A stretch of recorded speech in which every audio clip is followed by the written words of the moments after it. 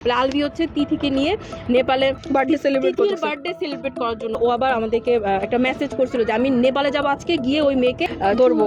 ইকরার মৃত্যুর পর তার ঘনিষ্ঠ বন্ধু নুসরাত জাহান তৃষার ফাঁস করা দীর্ঘ মেসেঞ্জার চ্যাট এবং সামাজিক মাধ্যমের পোস্ট থেকে বেরিয়ে এসেছে এক অবহেলিত স্ত্রীর আর্তনাদ, যেখানে সরাসরি অভিযোগ উঠেছে আলভির সঙ্গে সহ অভিনেত্রী তিথির পরকীয়া এবং দীর্ঘ 15 বছরের দাম্পত্য জীবনের চরম অবহেলার।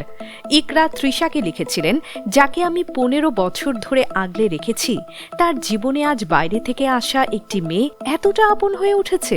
ইকরার অভিযোগ ছিল আলভি ওই মেয়েটিকে এতটাই প্রশ্রয় দিতেন যে সে অনেক কিছু করার সাহস পেত। ইকরা আরও জানান, আলভি তাকে আড়াল করে লুকিয়ে লুকিয়ে ওই মেয়ের সঙ্গে সম্পর্ক বজায় রাখতেন।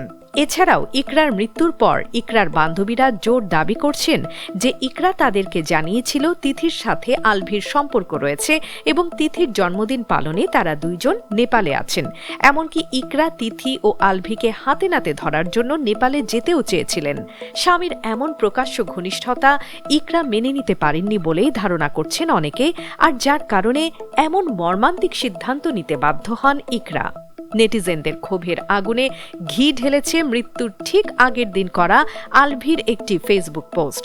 গত শুক্রবার তিথির জন্মদিন উপলক্ষে আলভি তার ভেরিফাইড পেজে একটি ছবি শেয়ার করেন, যেখানে দুজনকে একটি গামছায় জড়ানো অবস্থায় বেশ ঘনিষ্ঠ ভঙ্গিতে হাসি মুখে দেখা যায়। ক্যাপশনে আলভি লেখেন, শুভ জন্মদিন নায়িকা, তুমি আমার দেখা এই ইন্ডাস্ট্রির সবচেয়ে পরিশ্রমী কো আর্টিস্ট ও পছন্দেরও।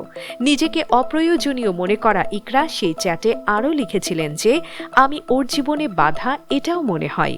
আলভি তাকে ছেড়ে দেওয়ার সিদ্ধান্ত নেবে না, এর কোনো নিশ্চয়তা তিনি পাচ্ছিলেন না।